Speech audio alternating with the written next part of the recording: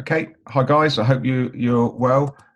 So where we are is we're been doing rates of reaction. Hopefully you've done the work so far, and I keep saying in the videos and the work I've set you that to increase the rate of a reaction, you can increase the temperature, you can increase the concentration, you can increase the pressure if it's a gas, or you can add a catalyst. And when we've been talking about when we've been talking about catalysts, I keep saying, well, we'll do that another day. Now that day has arrived. So today we're doing a catalyst. Okay. So you're going to be learning today how a catalyst affects the speed of a reaction, rate of reaction by increasing it. Explain why catalysts are only needed in small amounts. They're chemicals that you need in a small amount. You put it in a reaction, the reaction goes faster, catalyst is unchanged.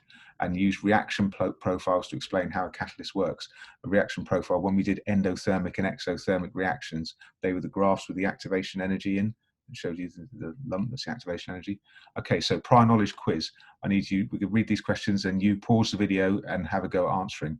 Okay, so why does increasing the concentration of an acid, what does increasing the concentration of an acid do to the reaction? What happens to the surface area of something if you crumble it up? Which reacts faster, small or big marble chips? And using collision theory, explain two ways which increasing the temperature speeds up a reaction. Right, pause the video and have a go at that. Okay, so have you done that? So increasing the concentration increases the rate of reaction. A stronger acid reacts faster than the weaker one. That's number one. Number two, if you crumble something up, you give it a bigger surface area. You break it open and there's more surface inside. Okay, which reacts faster, small or big marble chips? It's the small ones. You remember you did it? Well, the gas came out a lot faster when we used smaller marble chips. And using collision theory, two ways increasing the temperature speeds up a reaction. If the reactants, the chemicals are higher temperature, the particles move faster, so they collide more frequently. And because they're moving faster, they hit each other harder, so the collisions are more successful. Okay, so today we're looking at catalysts. Okay, and how catalysts speed up a reaction. You only need a small amount of them, and they don't change. They're left unchanged at the end of the reaction. We're going to look at why they're important. And the inquiry question is about catalytic converters on cars. Why do we have them? And we'll look at that. Okay, so moving on. Okay, so what are catalysts? Take your time, read this. You've got that pause button. I know I'll go quickly, but they are. Catalysts are substances that change the rate of a reaction. Only a small amount of catalyst is needed to catalyze large amounts of reactants because the catalyst is not used up in the reaction. Okay, different reactions require different catalysts, so it's different, depends on what reaction you're trying to speed up is what you need to use. This I've also attached to your show my homework a couple of sheets with all this information on. So do yourself a favor and read back through, because I know some of you like listening to me, some of you like looking at it. You've got the PowerPoint and you'll have a sheet on there as well. Okay, so catalysts speed up the rate of reaction, but they don't get changed themselves. They work. A catalyst makes a reaction go faster. The reaction would have happened anyway. It would just happen really slowly. Okay. So catalysts work in different ways, but what they all do is they lower the activation energy. They lower the amount of energy you need to make the reaction happen. Okay. Right, if we were in the lab, I would show you a catalyst and it would bring it to life a little bit. Now, I can't do that, but what I can do is show you on YouTube a video of it. Now, I'm not going to play the whole video on the screen, but I've attached it as a link, and it's also a link in the PowerPoint. Just want you to play it and watch it. This is what we do. The stuff in these tubes is called hydrogen peroxide, H2O2. It's a bit like water, but with an extra oxygen. Now, hydrogen peroxide, H2O2, if you just leave it sitting there, will turn into oxygen and water. It decomposes to oxygen and water, but that happens slowly. Okay, if you put a catalyst in, that makes it happen a lot faster. And this lady is just going to do a demonstration where she puts different catalysts into hydrogen peroxide to see the effect they have. And all she's done here, she's put This demonstration is a fun way of showing the effect of different catalysts on the rate of decomposition of hydrogen peroxide. So where she's put a catalyst in, the hydrogen peroxide is broken down really quickly. She's put a little bit of washing up liquid in and it's all foamed up. In the tubes with no catalyst, it just sits there because it's going really, really slowly. Okay, so watch that video, properly. That's what I'd have shown you. We call it the elephant toothpaste reaction in class, but that's what I'd have shown you. Okay, you'll see in there a little bit about she uses liver. as one of the catalysts.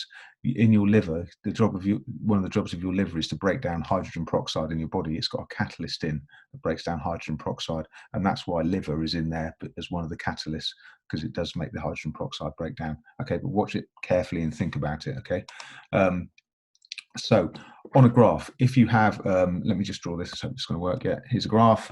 This is time. Okay, and this is the rate of reaction. Okay, and you know the shape of the graph by now. If I'm having a reaction, I'm making a gas. It goes fast to start with, and it slows down, and stops.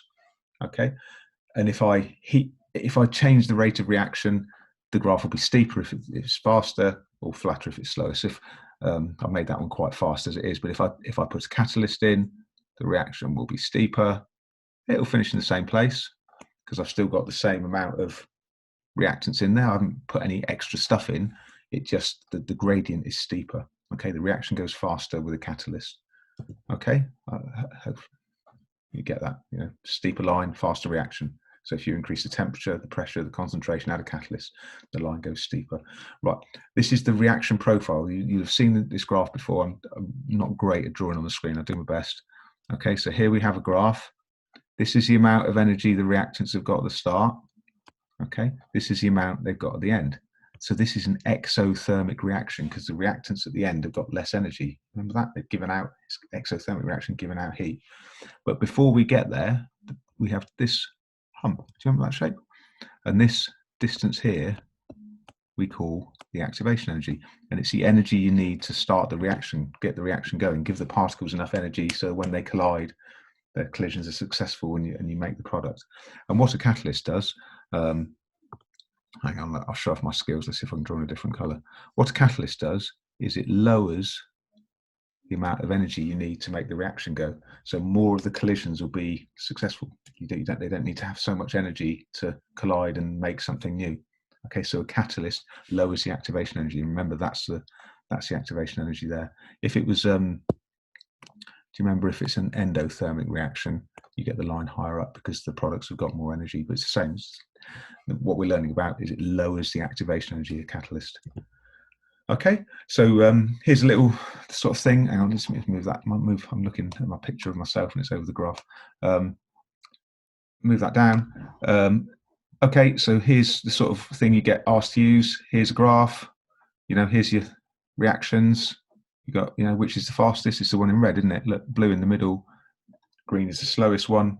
So, you know, which is the best catalyst there? It's catalyst A. It's making the reaction go fastest. What's the rate of reaction for catalyst B over 25 seconds? Well, catalyst B is that blue line. 25 seconds is there. Is it? You do this with a ruler. Don't do it like I'm doing it. Do it with a ruler. You go down and you go across. So in 20, so you've got, what was that, 55 there? Let's say, I'm doing this pretty rough. You do it properly when you do it. You'd have 55 grams. And it was, we went up from 25 seconds. Sorry, I'm not doing that very well. So 55 divided by 25 seconds. You put that in your calculator, of which I haven't got one, but you get the answer. 55 divided by 25 would be 2 point something, no, 2.1, let's make it up. Roughly, I don't know if it be 2.1 grams per second. That is probably not right because I didn't do that on the calculator. Check it out, okay? But when you do it, you take a ruler, you draw that line up from 25 seconds, you draw that line across, you do it exact, and then it's this number divided by that number. It's the grams per second, gives you the rate of reaction. Understand? Yeah, of course you do. When is the rate of reaction using catalyst A the greatest? Bit of a trick question. The rate of reaction is always fastest at the start. Okay, so the start of the reaction, in fact, it just looks like a straight line. So it's probably, you know, in the first, I don't know, 15 seconds, something like that. Okay, have a look, take time, read it. You can definitely do it. Which is the best catalyst? Catalyst A, look, it's going the fastest. Best catalyst. You can do it, can't you? Yeah. What? So most catalysts are metals. Okay, I know we talked about you've got a catalyst in liver, but that's a biology thing. Most catalysts are metals. Nickel's a good catalyst, iron's a good catalyst.